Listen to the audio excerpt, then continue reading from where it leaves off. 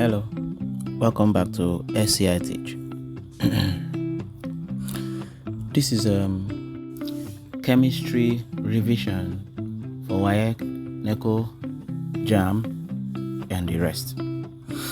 So we're going to start from SS1, Introduction to Chemistry, till we get to SS3. We're not going to dwell on the excesses. We're going to go straight to the points. So the areas where waec don't usually touch, we won't dwell there. We'll dwell on the areas where waec normally touches or gets question or sets question on, so that we'll be able to cover a lot of areas. Okay? So remember to subscribe to this channel for very interesting educational content, and share this video to your friends who are writing exams and others who are still in school, so that they can learn with us. Okay, let's go.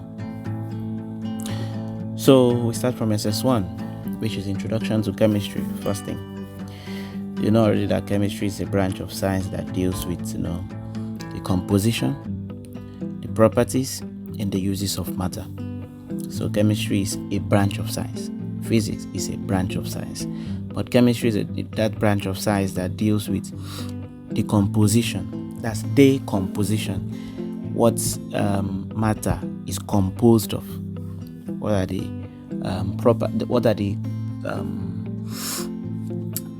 what are the things that make up matter? Composition of matter, properties of matter. What characteristics do they have? And then how are they used? What are they used for?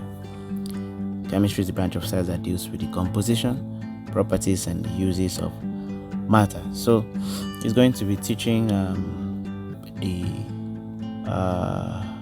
principles that govern the changes in the states of matter. All right, we know chemistry is divided into three parts: organic chemistry, which deals with the study of matter in our environments, which are non-living. So non-living matter is studied under inorganic chemistry. And organic chemistry studies or deals with the study of matter that is found in living things, whether it's plants or animals. Okay, and the third branch is physical chemistry, which deals with the study of energy changes that accompanies the transformation or the change in states of matter. All right. Okay, so we know scientific method, which are basically the steps taken to carry out an experiment and come up with a theory or a law at the end of the day. Okay, so remember that observation is the first step. So when you observe, you see a problem, and when you see a problem, you form a hypothesis, you form a statement to try and explain that problem, and that becomes your hypothesis. So when you do that, then you test your hypothesis. Going to test and see if your hypothesis was correct. If it was correct, you go for further test. If it wasn't correct, you go back to your hypothesis and try to change it, or you modify it to fit in the changes you've made to try and meet up with what you've seen as a result of your experiment. And when it finally works, you go for further tests by other scientists, and they see they test from different angles, and then if it still works, then it becomes a theory, which can then be formulated into a law. All right, so that's the scientific method. Okay. Remember the adverse effects of chemistry. Drug abuse. Chemistry, the knowledge of chemistry is used in making drugs. But if people abuse these drugs, then that's an bad effect of chemistry. Another one is pollution. Okay, metals and plastics, all those results of the knowledge of chemistry can cause water pollution, air pollution, different kinds of pollution. That is another adverse effect or bad effect of chemistry. Also corrosion. When iron rusts, It can cause leakages in pipelines that are transporting fluids like water and petroleum. So this can pollute the water, that when it comes in contact with the corrosion or the corroded materials. Okay, so how can we then correct corrosion? The problem of corrosion: application of protective coating, application of sacrificial metal. You can alloy the metal that would face corrosion, and then you can also use cathodic protection. And all this you will see a lot, see them well under electrolysis in SS2. All right, so we move to the next topic: nature of matter. Now, matter is anything that has mass and occupies space. It's not anything that has weight and occupies space, because there is no weight without mass. So mass is the most important. Whatever has mass means size. Whatever has a size will have a weight. So you don't jump the size and go to weight first. If you don't see it, if it doesn't exist, then you don't think of the weight first. So matter is anything that has mass, not weight. Matter is anything that has mass and occupies space. I said mass means size. Right? Now there are 3 states of matter, which is solids, liquids, and gases. And that matter is built up of one or more of the particles, atoms, molecules, and ions. So the particles that make up matter are atoms, molecules, and ions. Now, what are the properties of matter? Okay, but what is property in the first place? The characteristics possessed by a substance is what we call property. So what's the property of a cat? I'm asking, what are the characteristics that a cat possesses? So the properties of matter is what we are dealing with. Now, the properties of matter can be physical property, can be chemical property. So if it's a physical property, then we are talking about properties associated with physical changes, like boiling points, melting point, density, hardness, malleability, crystalline form, color, odor, and taste. Now, if property of matter is chemical, that's chemical properties, then we are dealing with properties which are involved when that matter undergoes a change to form new substances. Okay, like when iron rusts and metals rust. Okay, that's a chemical property. Because a new substance, which is rust, is formed. So let's look at chemical and physical change. Okay, physical change is a change which is easily reversed. If you can reverse that change, then it's a physical change. And how would you know it? How else would you know it's a physical change? There will be no new substance formed. Let me explain this. If you bring water, liquid, and put in a container and put in the freezer, that water will change as it's freezing to ice. When it changes to ice, that's a physical change. Why? Because you can easily change that ice back to liquid. And there was no new substance formed, because even when it is ice, it is still water. When you make it back to liquid, it will still be that same water. So I would put it this way: if you can still see what was there before the change, you can still see clearly that this is something that was there before the change, then it's a physical change.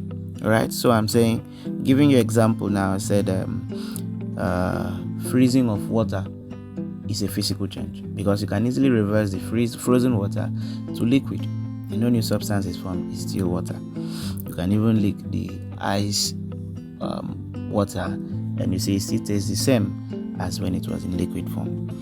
All right, another example of physical change is dissolving salt in water, dissolution of salt in water.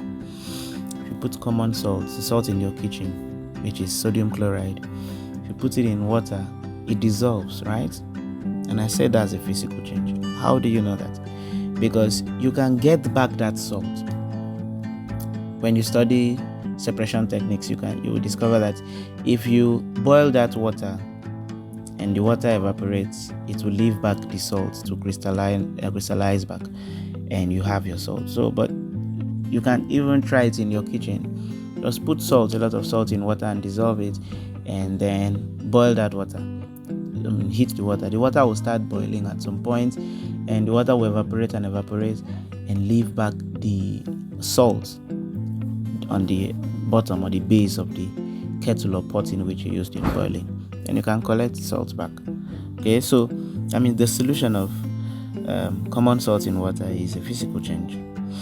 Also, like I said, freezing of water, just like freezing of water, any change in the state of matter is a physical change because they can be reversed. Also, the separation of mixtures by evaporation is also a physical change. And let's look at chemical changes. And we said these are changes which is not easily reversed. You can't reverse it easily. And a new substance will be formed. Let me give you a very good example. If I bring firewood, put in fire, or set fire on it, and it burns, what's the end product? You see ash. Can I get that ash back into firewood form? No, I can't. So at that point, that change from firewood to ash is not easily reversed. I can't reverse it to wood form again. And then you see, we didn't call the ash wood dust. We call it a very new name, ash. So a new substance is formed. That ash is no more firewood. That is a different thing, ash. May still have properties that contain carbon, but it is now a different thing. A new substance has been formed, ash. So I'm saying, when the change is not easily reversed, not easily reversible, and a new substance is formed, those are the hints that will tell you that is a chemical change. So I've given you an example of burning wood to ash, and also rusting of iron. When iron rusts, you can't get it back to the original form. You can scrape the iron, the rust off, but you can't get the metal or the iron back to the initial form. Also, fermentation and decay of substances are examples of chemical change. Remember, I said that change in the states of matter are physical changes, which should give you a hint that all the states of matter are easily reversible. So let's visit that. Change from solid to liquid is called freezing. What's the opposite? What's the reverse? It's melting. Okay? So about change from liquid to gas is called vaporization.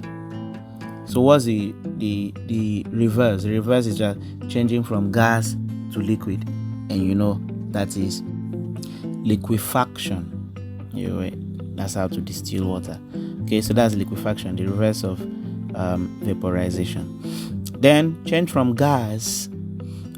solid directly into gas is what we call sublimation, like you have in cases of camphor and others. Then the reverse is deposition, or you can call it desublimation. Right? So all the changing states of matter are physical changes because they can be reversed. All right, so we move to the next subtopic: elements, compounds, and mixtures. And you know that an element is a substance which cannot be split up into simpler substances. Okay, so hydrogen, all the elements in the periodic tables are, as they are called, elements. Those are their simplest forms. Don't confuse yourself with elements and atoms. All right, elements cannot be split up into simpler elements. Okay, but elements contain atoms. All right, so if you're asked to define elements, make sure you define it this way: that an element is a substance which cannot be split up into simpler substances. All right, now in the periodic table of the chemistry textbooks you're using right now, there are still 118 elements, and out of these 118 elements, 90 of them occur naturally. The rest of them are made artificially, that's in the laboratory. So we've defined elements. Okay, now before we move on, elements can be grouped as metals. If if you've checked your periodic table very well, you've mastered your periodic table. To the left hand side of the periodic table are the metals, and then we have non-metals to the right hand side. But in the periodic table, we still have compounds or elements, that are not metals and not non-metals. So they are called metalloids, or you call them semi-metals. Right? Now, example of such like mercury. Mercury is a liquid form, but is a metal. So you can't, with the properties of metals, you can really put it there as a metal. So it's a semi-metal. All right. What's the difference between the physical properties of metals and non-metals? Metals are malleable and ductile. Malleable means it can be hammered into sheets. Like you have the material, the metal used in making gates, roofing materials are sheets, roofing sheets. Okay, metals were made into that form because metals are malleable. They can be beaten into sheet form. All right. So metals are also ductile. That means they can be made into wire forms. That's why it's possible for you to have electric cables. The one that conducts electricity is the one inside. They are metals, but they are made into wire forms because metals are ductile. But non-metals are not malleable and they are not ductile. All right, another difference is metals have great tensile strength. If you drag metals, they can resist that tensile force, and then when you release it, it comes back to its original shape and size. That's the reason why you have rods inside deckings, I want to call it that way, the floors of your story buildings, and also overhead bridges or whatever bridge. So they put rods inside the deck of the floors of the story buildings, so that when the house is loaded, you have the items in the house plus the people working inside the house, the live load and all those. They are working on that floor, and the metal inside, the rods inside the floor body is able to overcome that force that is trying to stretch it. That's tensile force. And then and it can stay years, decades. Imagine bridges that carry trucks, carry cars, carry whatever is rolling on it, and still retain this original shape and size, because metals have a very good tensile strength, but non-metals are not. They don't have tensile strength. They are brittle. They are soft. Brittle means can break easily, and they are also soft. Now, metals are lustrous. They are shiny. If you look at metals, sun can reflect on it, and you know, okay, that's a metal. Most of them, but non-metals are not like that. Also, metals are good conductors of heat and electricity, while non-metals are not. And also, metals have high melting and boiling points. Non-metals have low melting and boiling points. Metals are relatively of high densities. Non-metals have low densities. And then metals are sonorous. If you hit a metal, it makes sound, and you can't compare the amount of sound with a non-metal. All right, so we've looked at elements. Let's look at compound. A compound is a substance containing two or more elements which are chemically joined together. Now, most substances occurring in nature are compounds. All right, like water. Water is a natural compound. Hydrogen and oxygen, H2O, is water. All right. Now, let me give you a hint. Once you are able to give a formula to something, then that thing is a compound. Like I said water, I said H2O. Okay? If I say sand is made up of silicon and oxygen. We call it silica oxide. And the formula is SiO2. Okay? So you see, sand is a compound. Then common salts like sodium chloride, that contains sodium and chlorine. Formula is NaCl. As long as I'm able to give a formula to it, then it is a compound. Like sugar is glucose, and it contains carbon, hydrogen, and oxygen. And because of that, the formula is C6H12O6.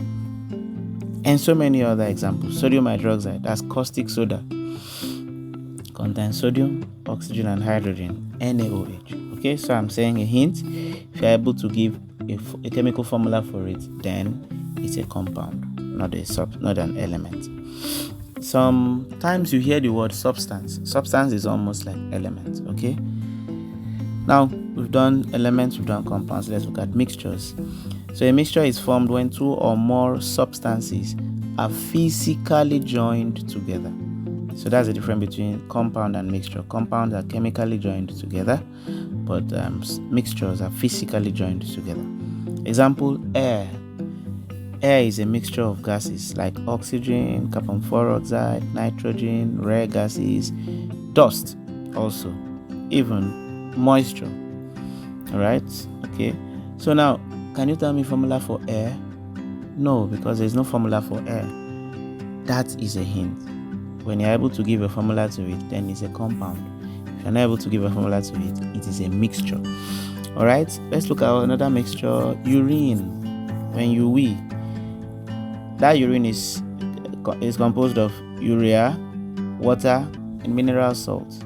Does it have a formula? No. The reason why it may not have a formula is that the proportion of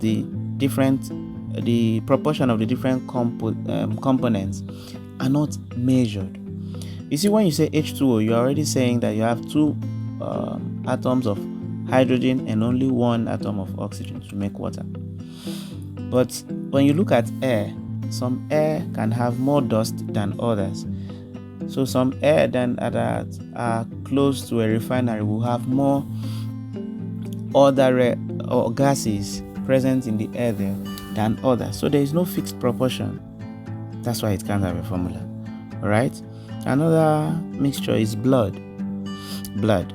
The blood has water, proteins, fats, oil, sugar, mineral salts, vitamins. It has hormones. It has blood cells, has hemoglobin, has enzymes. Okay, so all these are not in a fixed proportion, but they're inside the blood. So because they can't have a formula, then it is not a compound, it's a mixture. And crude oil is also a mixture of petrol, heavy oil, gas, kerosene, naphtha, bitumen, diesel, all those. So it's a mixture. And then milk is also a mixture of water, sugar, fats, proteins, mineral salts, vitamins, and so on as the case may be. Alright, so that's elements, compounds, and mixture. Now, what are the difference between mixtures and compounds? Number one, the constituents of mixtures can be separated using physical means, but not the same for compounds. They cannot be separated by physical means. Also, mixtures can be homogeneous or heterogeneous. Homogeneous means uniform in composition. You see, if you pour in salt into water, the salt dissolves and forms a uniform composition. So that mixture is homogeneous. But if you pour oil into water, the oil separates out. You can still see clearly the oil is different from the water. Don't call that a compound. That's still a mixture, but a heterogeneous mixture because the composition is not uniform. You can see different sections of that composition. But compounds are always homogeneous. So that's a difference between compound and mixture. Mixtures can be homogeneous but can be heterogeneous, but compounds are always homogeneous. Okay, if you pour in sodium hydroxide into hydrochloric acid, you won't know the differences and you form something else. You can't get back sodium hydroxide, you can't get back hydrochloric acid. You've just formed something new. Okay, and that thing that is new is going to blend in such a way that you can't even separate and say, oh, okay, this part is the sodium hydroxide, this other part is the sodium chloride. No, it mixes up completely, so it's always homogeneous. All right, then the properties of mixtures are some of those of its individual constituents. So total number of granules present in your garri is still there even when you put water in the garri, turn it. the number of granules is still there, so it doesn't mix easily. Doesn't mix, but in compounds, it's not the same, right? So those are the differences between mixtures and compounds, right? Now, waec likes chemical properties a lot, so let's differentiate between the chemical properties of metals and non-metals. I know most of you don't know chemical properties of metals because you've always been taught physical properties like malleability, good conductor of heat and electricity, and all that. The chemical properties are very important. Okay, so let's combine metals and non-metals and see the difference between their chemical properties. So with that, we might have killed two birds with one stone. All right, for metals are reducing agents. Metals, that's a chemical property of metal. Metals are reducing agents. That is, they lose electrons to form cations. All right, so you write that under chemical properties of metals. But for non-metals are mostly oxidizing agents. So that means they will gain electrons to form anions. Okay, another chemical properties of metals is that they form basic oxides with oxygen. I think you see the things I'm mentioning when it comes to chemical properties of metals. These are the things waec expect. All right, but for non-metals, they form acidic oxides with oxygen. Then metals, some of them though, some reactive metals can displace hydrogen from acids. Like if you put zinc, if you have a hydrochloric acid liquid inside something, and then you introduce zinc metal or aluminum metal into that liquid, into that hydrochloric acid, the zinc or the aluminum will go in there and pursue hydrogen and take its place, so that solution becomes zinc chloride or aluminum chloride. So it pursued hydrogen came out as a gas. So that's to say that some reactive metals can displace hydrogen from their acids. Okay, but non-metals cannot do that. And then lastly, the metals tend to form ionic compounds, while the non-metals form covalent compounds. If you write these things, I give you full marks when it comes to chemical properties. So we get into particle nature of matter. Remember, matter is defined as anything that has mass and occupies space. All right, so the particles of matter would be atom, molecules, and ions. All right, so we'll deal with atoms, then molecules, then ions. An atom is defined as the smallest particle of an element which can take part in a chemical reaction. All right, so in other words, we are saying that atom is the smallest part of an element that can ever exist and still possess the chemical properties of that element. All right, now an atom consists of two regions. You know that the first region is the tiny nucleus, the center of the atom. Okay, and it contains the protons and the neutrons. The protons are positively charged, the neutrons are neutral, they have no charge. So these positive and neutral particles are inside the nucleus of the atom. Then the second region is the cloud of electrons, the shell, the one you see as a ring when you draw atom, the ring surrounding the nucleus, the shell. All right, now that one contains only the electrons, and the electrons are negatively charged. These electrons move in that path around the nucleus. All right, so two regions of the atom: the nucleus, which contains the proton and the neutrons, protons being positive and neutrons being neutral, and then the cloud of electrons, the shells, that contains the electrons, which are negatively charged particles. Now, most atoms contain all three subatomic particles, like protons, electrons, and neutrons, like I've mentioned. But hydrogen has only one proton and one electron, no neutron. So, in other words, I'm saying that normally elements in the periodic table, atoms, of those elements contain proton, neutron, and electron, except hydrogen, which contains only protons and electrons, no neutron. I mean, the one we call hydrogen. If you look at isotopes, you discover the one we call hydrogen is actually the protium. Okay, if we want to go down to deuterium and tritium, then we'll not be saying that hydrogen does not have a neutron. So because deuterium and tritium has, but the one called hydrogen, that's protium, has just one proton and one electron, no neutron. Right?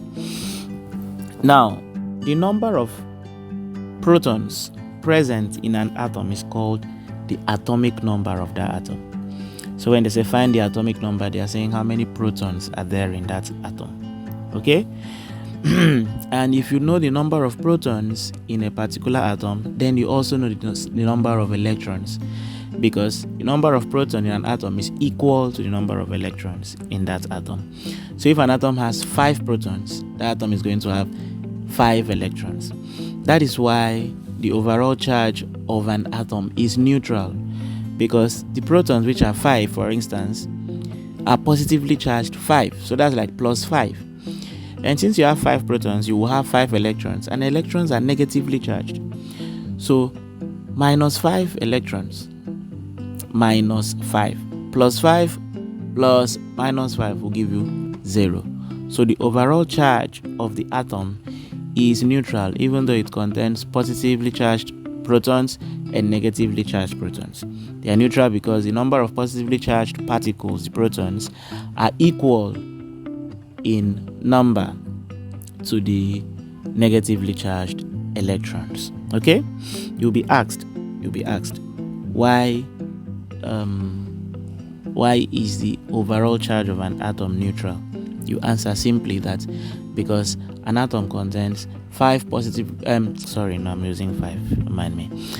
Because an atom contains equal number of positively charged particles, you can put in bracket protons, as the negatively charged particles, you put in bracket electrons. If you want to explain further, you say so the negative and positive signs cancels out and the atom is neutral. Alright? So if you see an atom where it has more positive charges than the negative charge, then that's not an atom anymore, that's an ion, because an ion is any substance which has an excess electric charge, whether it's positive or negative. So if you have 6 protons and 5 electrons, then that is now an ion, a positively charged ion, a cation having a +1. All right. Now, I've said that the total number of protons in an atom is called atomic number, and I also said the things that are contained in the nucleus, the center of the atom, are the protons and the neutrons. So the total number of the particles, that's the protons and the neutrons, present in the nucleus of an atom is called nucleon number. So nucleon number is the number of the protons and the neutrons present in the nucleus of an atom. Don't get confused. All right. So we move to molecules. We've dealt with atoms. We're going to molecules now, and then ions later. Now, a molecule is formed when 2 or more atoms are joined together. So most atoms, exist alone, like hydrogen. No, hydrogen will not exist alone because it's a gas. Most atoms, like carbon, exist as C, not C2 and all that. Now, other atoms don't exist alone. There are atoms that cannot exist alone, like hydrogen. All the gases can't exist alone. They bond with themselves or maybe other atoms to form molecules. So you see, chlorine gas is Cl2. That means Cl bonded with another Cl bonded with itself to form a molecule, because we said a molecule is formed when 2 or more atoms are joined together. All right?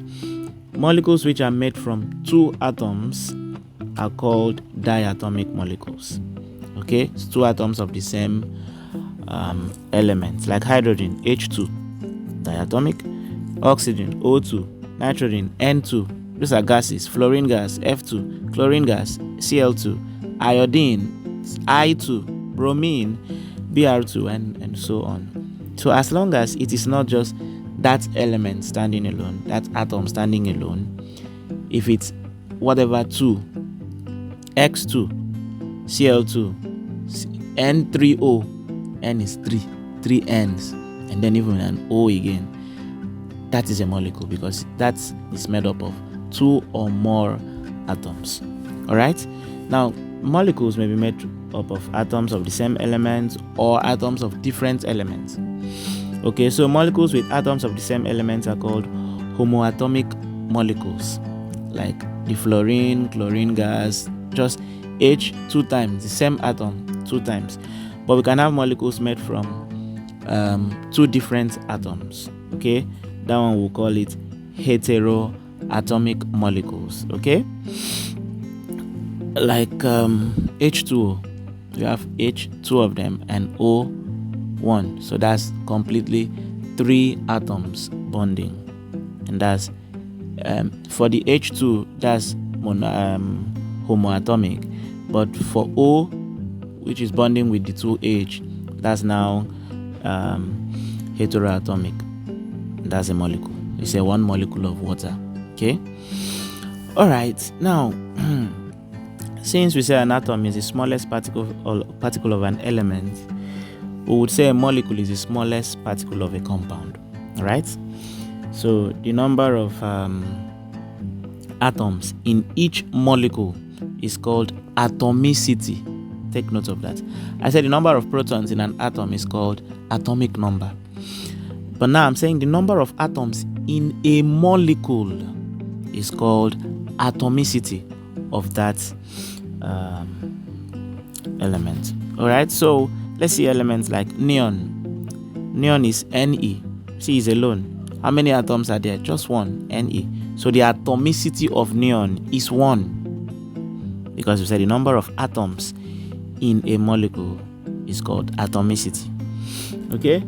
Okay, let's do something like the hydrogen gas, H2. How many H did you have there? How many atoms of hydrogen? 2 of them. So the atomicity of hydrogen gas, H2, is 2, not H2. The atomicity of H2 is 2. If you go to something like phosphorus exists as P4. How many P did I mention? 4. So the atomicity of phosphorus would be 4. All right, so we've dealt with molecules. Then ions. An ion is any atom or any group of atoms which possesses an electric charge. So the electric charge can be positive, and we call that ion cation, like sodium ion, Na+, calcium ion, Ca+, iron, Fe+, Ma2+, or 3+, okay, Ca2+, zinc, Zn2+, and all that, because they are positively charged and they're called cations. Then they can also be negatively charged. When it's negatively charged ion, we call them anions, like chlorine ion, Cl-, like hydroxide ion, OH-, and so on. Okay, we go to the next topic, symbols of elements. Okay, I'm just going chronologically, step by step.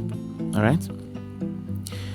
Now, an element is a substance whose atoms all have the same number of protons. Okay, if I pick hydrogen from the air, extract hydrogen from the air, the atoms of hydrogen is still going to have 1 proton. If I pick out hydrogen from dirty water inside gutter, and I'm able to extract hydrogen, that hydrogen will still have 1 proton in the atom of hydrogen. That's how we know then hydrogen is an element. Because if it's an element, wherever you get it from, it should still contain the same number of protons. So I'm defining elements again. An element is a substance.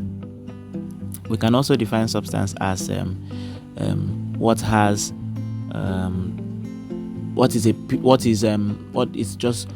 contains just one thing. It's not a mixture. Okay, Just like these elements, sometimes you can use substance to mean element. All right. So, but an element is a substance whose atoms all have the same number of protons. Now, although an element's atom must all have the same number of protons, they can have different numbers of neutrons. And that will make the mass number different. Because mass number is the total of atomic number, that's number of protons, and the number of neutrons. The things found in the center, the nucleus of an atom, makes the mass number, the protons and the neutrons. Before you ask me now why I'm not counting number of electrons. Electrons have charge of -1, each electron. But the size is very tiny, 0.0000, in such a way that we just call it 0. So if we are talking of mass, that is size, we are not going to, electrons don't have enough size or mass to even call 1. But the size of proton, the mass of proton is 1, and the mass of neutron is also 1. 1. So protons and the neutrons contribute to the mass because they have weight, they have size. But electrons only contribute to the overall charge of the atom. They have negligible mass or size or weight. All right, so that's why I said that's because the proton numbers and the neutron numbers are not the same for different elements, the mass numbers are going to be different. All right, so when atoms of the same elements have different number of neutrons, they are called isotopes.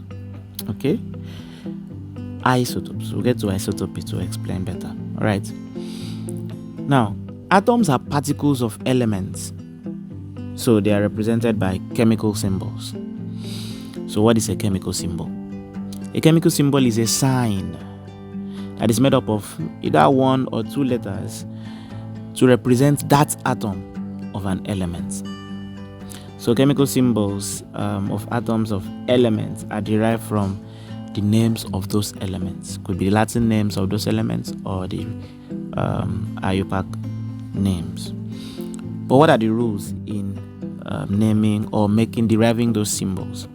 Number 1, the first letter of the name is taken, and this is written in capital. Like carbon, C, just capital C, stands for carbon. That's rule 1. Rule 2, you can pick the first and the second letter of the name if the first letter of that element to be named has already been used for another element. Okay, so you can pick the first letter and the second letter. That's if the element you want to name already, the symbol you want to give it, is already given to another element. Like carbon already has C. No other element will have C, even if it starts with C, like cobalt. So you now have to say CO. But the C will be in capital letter and the second letter will be in small letter.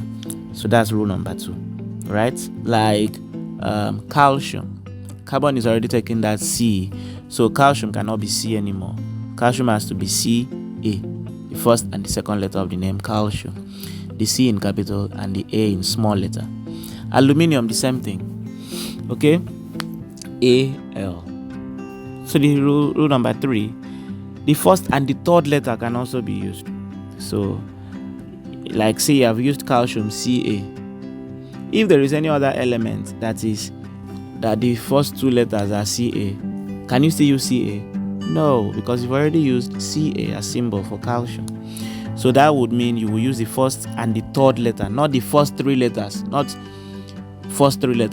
2 letters, first letter and the third letter. Okay, like in the case of magnesium, not manganese. Manganese is also Mn. Yes, all is the same thing. Okay, magnesium is Mg, but magnesium is spelled Magnesium. So the first letter M and the third letter G was taken, but the first letter must be in capital letter and the next one you're writing in small letters. Then rule number 4, some elements have Latin names. So their symbols will be derived from the Latin names. So I'm going to give you some Latin names and you see how their symbols were derived. Copper, the Latin name is cuprum.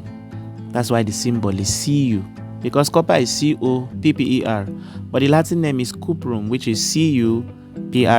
So that's where the Cu comes from as a symbol of copper. The same thing for gold. Gold, the Latin name is aurum. A-U-R-U-M. That's why the symbol for gold is AU. Same thing for iron. The Latin name is ferrum. F-E-R-R-U-M. That's why the symbol is Fe, first and second. Then we have lead. The Latin name is plumbum. Plumbum, if you want. Then plumbum is spelled P-L-U-M-B-U-M. So the symbol is Pb. Remember, the name lead does not have P and does not have B. So you'll be asking yourself, where's the P coming from? Where's the B coming from? It's coming from the Latin name for lead, which is plumum. Then mercury, the same thing. The Latin name for mercury is hydrargyrum. H-Y-D-R-A-G-Y-R-U-M. So that's where the Hg symbol for mercury comes from. And then we have potassium, and the Latin name is kalium, Ka.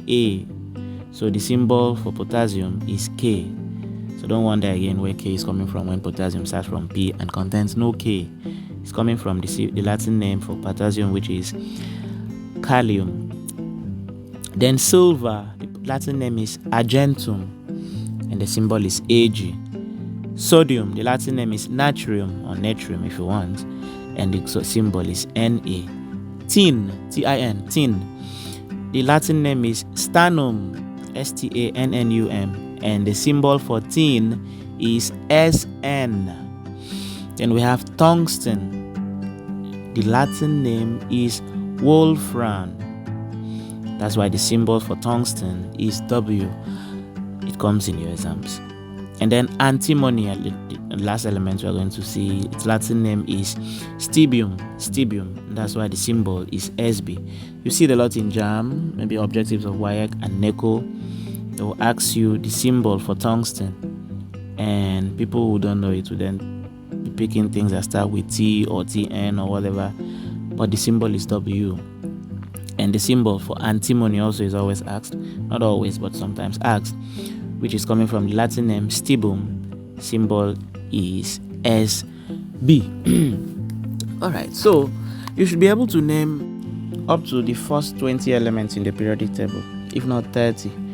But 20 is enough for your O level, but for JAM, I think they'll always sometimes ask the electronic configuration of zinc and iron and stuff like that. So I would advise you to know up to 30. That's up to zinc.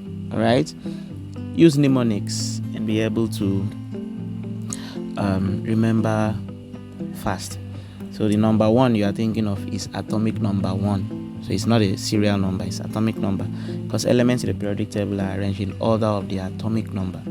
Okay, if you want to use he has light brain but could not offer full 9 subjects, all those is to help you remember the atomic number arrangement so that you know. Remember, if you know the atomic number, you know the position of that element, you know number of protons, you know number of electrons, and possibly you know the number of valence electrons also. So remember to have those elements in your head: hydrogen, helium, lithium, beryllium, boron, carbon, nitrogen, oxygen, fluorine, neon, sodium, magnesium, and aluminium, silicon, phosphorus, sulfur, chlorine, argon, potassium, calcium. If you want to make it up to 30, you continue: scandium, titanium, vanadium, chromium, manganese, iron, cobalt, nickel, copper, and zinc. All right, be able to know all that. Okay,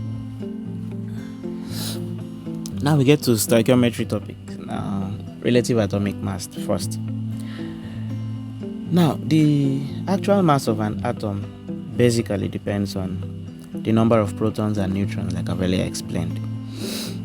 Now, since the rest mass of the proton and the neutron are too small to regard, in order to calculate the actual mass of the atom, we would need what is called relative atomic mass, which is defined as 1/12 of the mass of carbon 12 atom, right?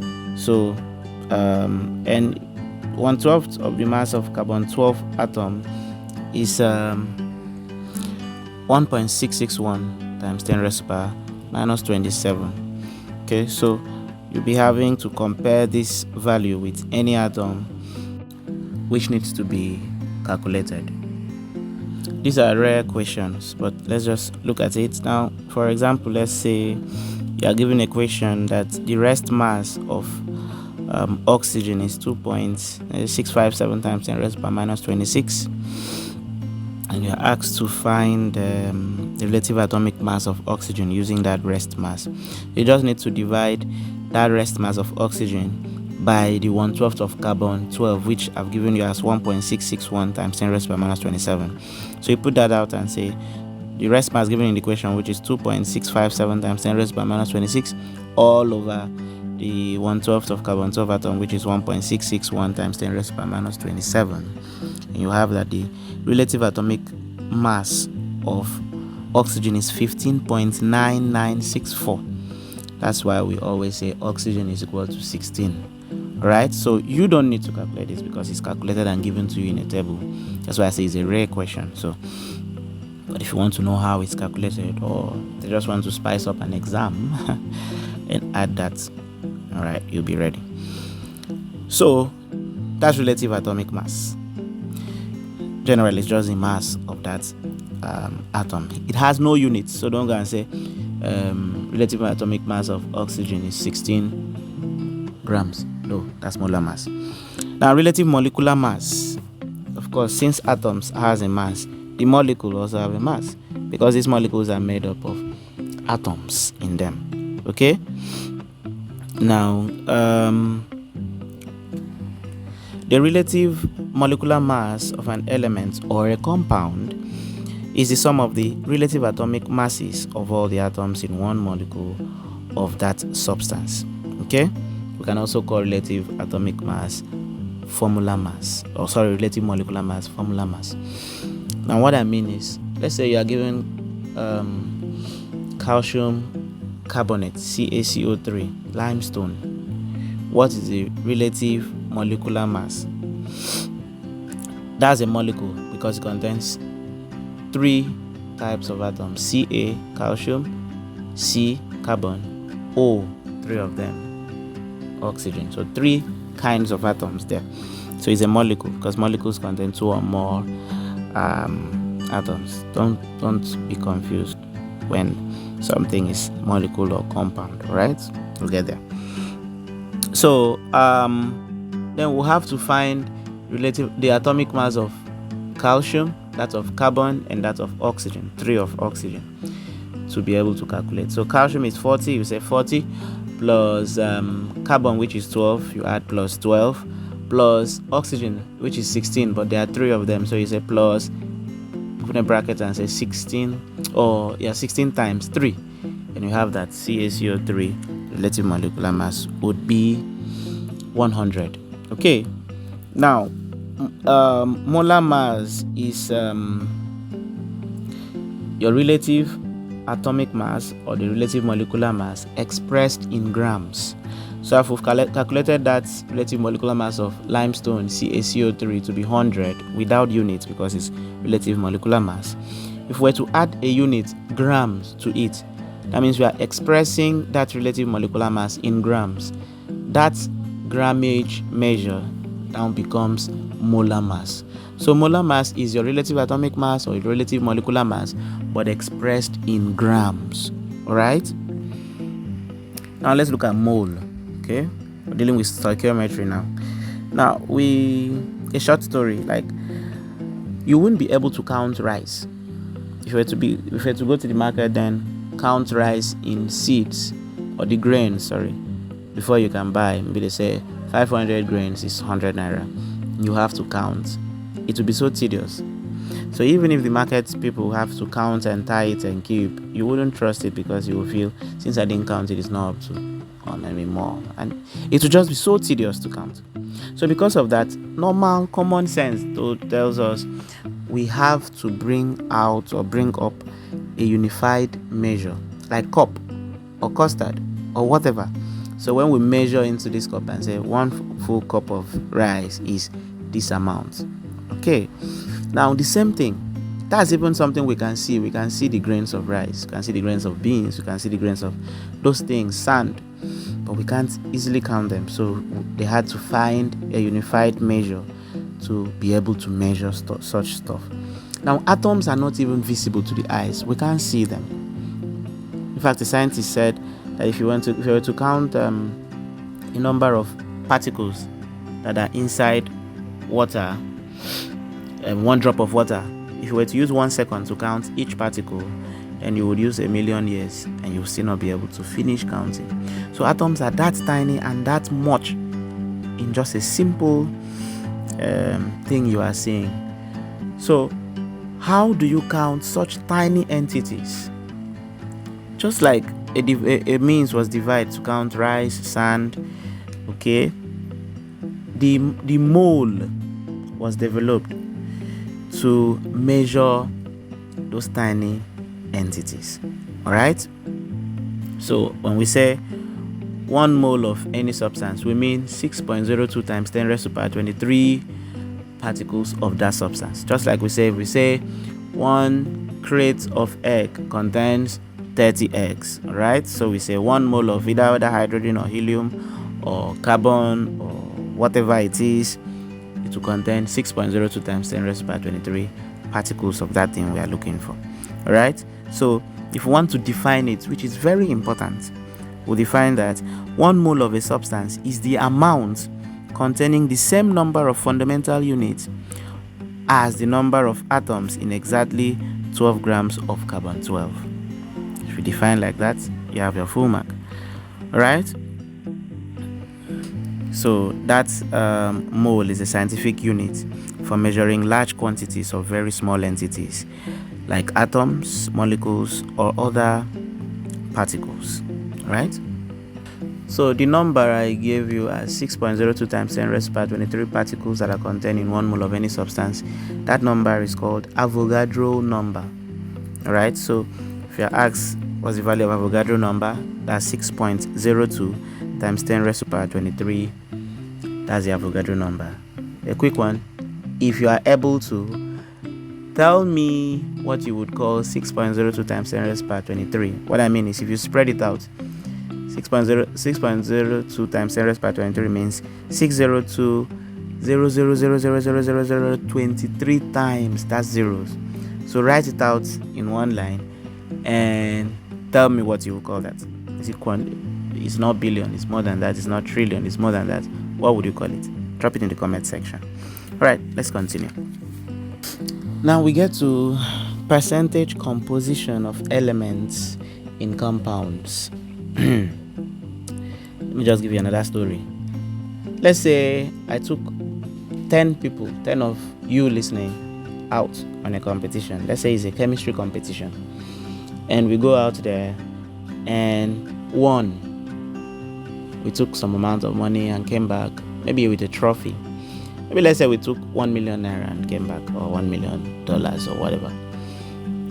But when we came back, in that winning we had 50 points, and we were the winners. And when we come back, I say, okay, we were 10 of us. Let's see how many out of the 50 points did each and every one of the 10 people contributed. And then we analyze and see that maybe one person contributed 14 points, another person contributed 7 points, another person contributed 2 points, another person 15, another person like that, but all those summed up to 50 points. Now, what I was doing is I'm finding the percentage contribution of the different members of that group that went for the competition in the overall score. Percentage contribution of the students in the score. That's the same thing we are doing right now. If you have a compound like CaCO3, like the limestone we did earlier. I'm just using that because the molar mass is 100. Okay, relative atomic mass, sorry, is 100. How many students, understand what I'm saying, are in that compound? 3 students, Ca, C, and O. So these 3 students, just like our competition, contributed to the 100 points, which is relative molecular mass of limestone. CaCO3 is 100. So we'll be saying how much of this 100 did Ca, calcium, contribute? What percentage? What percentage of this 100 did carbon contribute? What percentage of oxygen? What percentage of the 100 did oxygen contribute? Percentage composition of these different elements in that limestone, in the compound limestone. All right, that's all we're doing. Okay, so the first thing is to find the molar mass of that substance.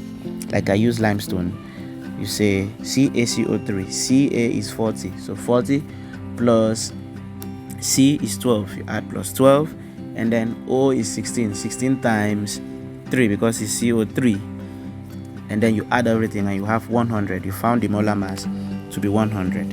Then you want to find how much did Ca contribute. You say, okay, how many is Ca? Ca is 40, so you say 40 all over the total, which is 100, times 100%, which will then give you 40. So calcium contributed 40, and this is perfect because we used this the relative molecular mass was 100 too. Okay, is check for carbon too. The mass of the carbon 12 all over the total of all of them, 100 in this case, times 100%, and you still find it. And then you go to the oxygen. Oxygen is 16, but there are 3, so 3 times 16, you get that 48, and keep up 48 all over the total 100 times 100%. Okay, those are perfect examples. So let me use something else like copper sulfate, CuSO4. Copper sulfate has 3 members, Cu, S, and O. Cu is just 1, S is just 1, and O is 4 of them. So we have to first find the molar mass. Cu is 64, so we say 64 plus S is 32, sulfur, and we say plus 32 plus O is 16, but there are 4 of them there, so 16 times 4, which is 64, right? So if we say 64 plus 96, we have 160. So the molar mass is 160 grams. We first find that because we're going to be dividing the different substituents by that. So we say, okay, copper was 64 and the total is 160. So we say 64 all over 160 times 100, and we have 40%. So we say copper contributed 40%. That's the percentage composition of copper in copper sulfate. We go the same way. Sulfur was 32. So 32 all over 160 times 100%. We have that sulfur contributed 20%. So that means the percentage composition of sulfur in copper sulfate is 20%. The same thing for oxygen. Oxygen is 16, but times 4 is 64. So we say 64 all over 160, which is the total, times 100%, and we find that oxygen contributed 40%. So we say the percentage composition of oxygen in copper sulfate is 40%. That's how percentage composition of elements in compounds is. Then we move to empirical formula and molecular formula. So empirical formula of a compound is just a simple formula, alright? So but the molecular formula goes ahead to tell you more about that empirical formula, right? So there are different methods which you can use to find empirical formula and molecular formula, but the best and sweetest and shortest and easiest actually is what I'm going to show you now. Just simple and straightforward. So let's say you have a question like this. Find the empirical formula of a compound which, on analysis, yields the following as the reacting masses. And you're given carbon as 2 grams, you're given hydrogen as 0.34 grams, and oxygen as 2.67 grams. And you're asked to use that and find the empirical formula of such a compound. Now, you already know that this compound contains carbon, hydrogen, and oxygen. Okay? But you don't know if it's C2H5O10. You don't know that yet. It's the empirical formula, your calculation, that will help you know that this is the correct formula. Okay, so we spread out and write carbon, write hydrogen, and oxygen. And under them, we do mass all over molar mass. What's the mass of carbon as given in the equation? 2 grams. So I put 2 up all over. What's the molar mass of carbon? 12. So I say 2 over 12. And the answer is 0.17. I go to hydrogen and do the same thing. What's the mass of hydrogen as given in the equation? 0.34. But what's the molar mass of hydrogen? 1. So I divide 0.34 by 1 and I have 0.34. I write it under hydrogen. And go to oxygen, do the same thing. What's the reacting mass of oxygen as given in the equation? 2.67. But what is the molar mass of oxygen? 16 grams. So I divide 2.67 by 16 and I have 0.17. I write that under oxygen. The next step is, out of these 3 numbers and answers that I've had, I have to divide each and every one of them by the smallest of these 3 numbers. The 3 numbers are 0.17, 0.34, and 0.17 again. So which one is the smallest there? 0.17. So we divide these 3 numbers each by 0.17. If I divide the 0.17 of carbon by 0.17, that gives me 1. I divide 0.34 by 0.17, I have 2. And then I divide 0.17 of oxygen by 0.17, which is the smallest number, and I have 1. You don't understand this until you write it, okay? So that means I have 1 carbon there, because see, the end answer is 1, and 2 hydrogen atoms, because the end answer of hydrogen is 2. 1 oxygen atom, because the end answer of oxygen is 1. That means my empirical formula is C just 1, H 2, and O just 1. So that's CH2O. Means that compound we were given in the equation was actually CH2O. We found the empirical formula. And if you are asked to go ahead and find molecular formula, then you will be given in the equation relative molecular mass. So let's say a question like this gave us relative molecular mass 60. What we need to do is, the empirical formula we had, we write it out, CH2O, put it in a bracket, and attach N, a subscript N, number N, as N, showing number, representing number.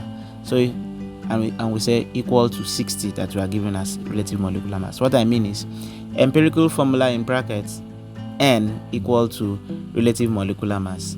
So I use what we have now, CH2O in brackets, then N outside the bracket, just a subscript, equal to 60. And I know C is 12, so I write 12 plus H is 2, and each of them is 1. 2 times 1, which is 2. So 12 plus 2 plus oxygen, which is 16. I add them together and it gives me 30. So that means 30N equals to 60. So N will have to be 60 all over 30, which will give me that N equals to 2. I multiply this 2, that N is, I multiply the whole empirical formula I had, that was CH2O, by this N, which is 2. So I multiply CH2O by 2, and I have, what was C1 now becomes C2. What was H2 now becomes H4. What was O1 now becomes O2. So my new formula is C2H4O2. See, this one has more details than the empirical formula. So this one that has more details is the molecular formula. All right. Now that's how empirical formula and molecular formula is. Now we move to valency. Valency is defined as the combining power of any element. So it describes how easily an atom or a radical can combine with other chemical species. Now I've mentioned radical. What's a radical? A radical is a group of atoms which behave as one unit. Okay? There are two types of radicals, and I've already mentioned them before, but you didn't know they are called radicals. Cations and anions, okay, are radicals. So there are other ways also you can determine the valency, but it's best to determine valency based on the number of electrons that would complete an octet state. Octet, oct, 8. You know, elements or atoms, when they have 8 electrons on the valence shell, become more stable. That was made known to us by Lewis, so it's called Lewis structure. When elements have 8 electrons on the outermost shell is what is called valence shell, then that atom becomes stable. So all atoms, according to Lewis, are fighting to attain that stable formation. So they want to get to 8. So you'll be saying the valency of any atom is how many electrons will be needed or is remaining for that the outer shell of that atom to complete 8.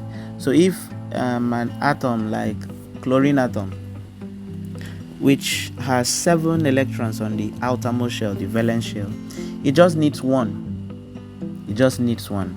So the valency has to be 1. Okay? Because we say valency is the number of electrons that would complete an octet formation. Right? So that's valency. But in general, group 1 elements have valency 1. Group 2 elements have valency 2. The valency of group 3 elements is 3. Valency of group 4 elements is 4. Valency of group 5 elements is not 5. It is 3. It comes down again because elements that have atoms that have 5 electrons on the outermost shell just needs 3. What is remaining is 3. So the valency is 3. Elements that have 6 electrons on the valence shell just needs 2 to complete 8. So the valency is 2. And elements that have 7 electrons, that's group 7 elements, just need 1 to complete octet formation. So the valency is 1. And elements in group 8 or group 0, they don't need anything. They're already in stable form. So the valency of the noble gases in group 8 is 0. Alright? Now we can use valency to also write chemical formula, but this one should be very useful when you are dealing with chemical formula that is just made up of 2 elements. Alright? Now if we want to use that, we'll use what is called SVSDF. The first S stands for symbol of the element, the V stands for valency of the element, the second S stands for swap the valencies, and D means divide both sides by the smaller number, and then F, write out the formula. Okay, so this one is better if you see it. All right, maybe I'll make a video on how to use valency to find formulas, but that's another method. All right, so we get to the next topic: laws of chemical combination. Okay, there are 4 laws of chemical combination. The first one is the law of conservation of mass, which was proposed by John Dalton. Okay, and the theory states that atoms can neither be created nor destroyed. That popular law. Now, since matter is made up of atoms, matter also can neither be created nor destroyed. This is why you balance equation. So sometimes it's asked in your exams, objective most importantly. Let's say the law, okay, maybe they ask you a balanced equation, a balanced chemical equation obeys the law of Tash. That's the law of conservation of mass, because that law says that atoms can neither be created nor destroyed. If you don't balance an equation, you have on one side more atoms than on the other side. So that means on the side that is less, atoms were destroyed. That's what you mean. And on the side that is more, the atoms are more. It means atoms were created, and atoms can neither be created nor destroyed. So all equations has to be balanced. All right. So the second law is the law of definite proportion, which was proposed by Joseph Proust. The law states that all pure samples of a particular chemical compound contains similar elements that are combined in the same proportion by mass. Okay? That law means that if you are given a compound, or a given compound will always have the same proportion of its constituent elements, that's by mass, no matter its origin. Okay? That's what I was saying the other time. Remember, if I drag water out of gutter and take to the lab and test water, it will contain hydrogen and oxygen. Carry water from the air, the same thing. No matter where the matter is, it should contain the same proportion by mass. Okay, so the third law is the law of multiple proportion, and that law states that if two elements A and B combine to form more than one chemical compound, then the various masses of one element A, which combines separately with a fixed mass of the other element B, they'll be in simple multiple ratio. Okay, like for instance, let's say we have copper and oxygen, A and B. They combine to form two compounds, like copper 2 oxide, which is black, CuO, and then they also combine the same copper and oxygen, also form copper 1 oxide. So they now form more than one compound. Copper 2 oxide is different from copper 1 oxide. Copper 1 oxide is red in color. Copper 2 oxide is black in color. Copper 1 oxide is Cu2O. Copper 2 oxide is CuO. So you see that's in accordance with the law of multiple proportion. Okay. Also, you have iron and oxygen. You can form iron 2 oxide and iron 3 oxide. Yeah, you can have lead and sulfur, which you can have lead 2 sulfide and lead 4 sulfide and all that. Okay. And the fourth law is the law of reciprocal proportions, which was proposed by Jeremiah Richer. That's in 1792. And the law of reciprocal proportion states that the masses of several elements consist of A, B, C, which combines separately with a fixed mass of another element, D, are going to be the same, or at least the simple multiples of the masses in which A, B, C themselves combine with one another. Okay? Now we move to chemical combination. Those were the laws that guide chemical combination. Now let's look at the chemical combination. A chemical bond is the result of an attraction between atoms or ions. So chemical compounds are formed by the joining of two or more atoms. And the type of bond that a molecule contains will determine its physical properties. Physical properties like melting point, hardness, electrical and thermal conductivity, and even solubility. Remember that all elements try to attain its electrons in the valence shell, like I said. Now, there are two main types of chemical combinations: the electrovalent and then the covalent. All right? Electrovalent combination is what we call ionic combination, and then covalent combination is divided into two, which is the ordinary covalent combination and the coordinate covalent combination. I will simply call that one dative covalent combination or dative bond. So let's look at electrovalent, or we call it ionic bond. Ionic bond is a result of an electrostatic attraction between ions that have opposite charges. That's cations and anions. And what it means is that in ionic bond there is a transfer of electrons from the metals, which are less electronegative, to the non-metals, which are more electronegative. Okay, so what I'm saying is two ways you can know if a bond is electrovalent, that's ionic. Number one, is there a transfer of electrons in that bond? If so, number two, is the transfer from the metal to the non-metal, that is it from the less electronegative atom to the more electronegative atom? And if so, then that's electrovalent or ionic bond. Okay, so ionic bonds are formed between metals and non-metals.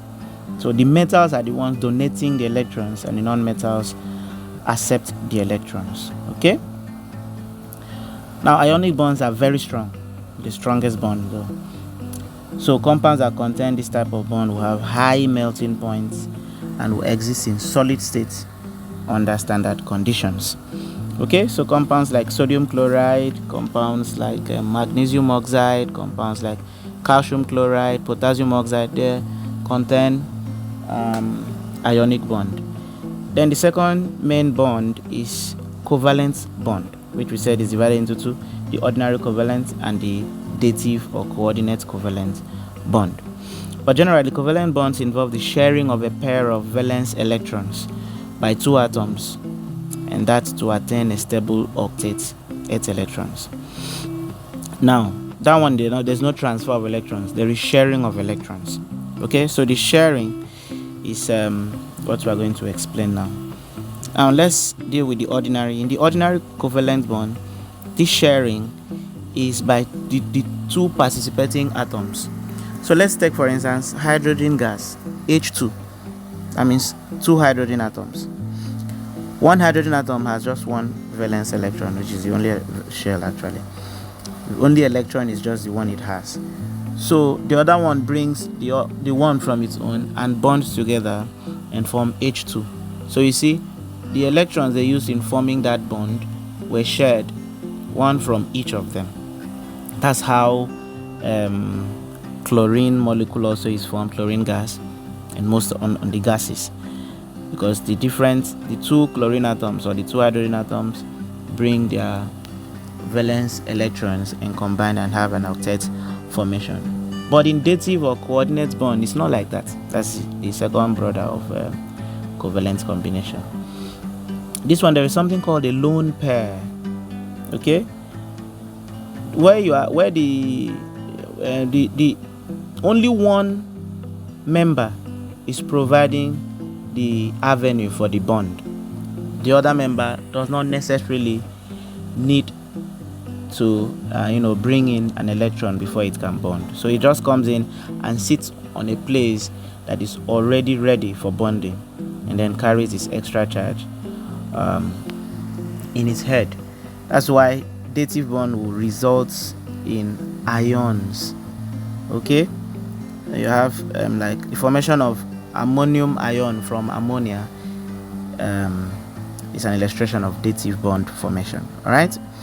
Now, other types of bond is metallic bond, and metallic bonds are formed when there is an attraction between the atomic nuclei and the cloud of electrons of a metal. Now, this one does not need one atom of metal with another atom of metal to combine. Metallic bond happen in the metal itself, in that atom itself. So it doesn't need another one to come and join. It doesn't need sharing. It doesn't need transfer. It needs what is called delocalization. The valence electrons move into other shells, and the other shells electrons move to their valence electrons. So you can't clearly know or state when the valence electron is lacking electrons. So at that point, all the shells have the same number of electrons, because the electrons are always moving to fill up the other space, jump from this side, enter there, another one drops in there. So you see, the energy, the bond is within itself. It just keeps moving. And the reason why, and because these electrons are moving, that's the reason why metals can conduct electricity. Remember, electricity means electrons moving. Okay, so that's metallic bond. Metallic bond is also very strong. Okay, and it's the reason why metals have its properties of malleability, ductility, conductivity, and the rest. Okay. Remember, very important, metallic bonding does not involve the formation of new substances. That's an objective question. What type of bond does not involve the formation of new substance? That's metallic bond. Okay. And then we have another type of bond, van der Waals force. These are weak forces. Okay. They are weak attractive forces that they are found between molecules. They exist between molecules. Okay. We are calling them weak bonds because if we compare them with electrovalent, that's ionic bond, and covalent bond, they are very weak. All right. Now, though they are weak, they are very important in the liquefaction of gases, okay, and in the formation of molecular lattices, because we say they are formed, they are found between molecules. So they are the reasons why molecules bond together, okay, like here. And then the another bond is hydrogen bond, another weak bond, and that one exists between hydrogen and a very strong electronegative element. So if hydrogen is bonding with a very electronegative element like oxygen, then hydrogen bond is present between those two, because hydrogen bond exists between hydrogen and a very strong electronegative atom, okay, like in water, H2O, H bonds with oxygen, so there's hydrogen bond there. But H2 itself is a molecule also, and even the O, so there is also van der Waals force there, because van der Waals force are intermolecular forces. All right, so understand that there is one hydrogen bond in a particular compound doesn't mean there is no other type of bond.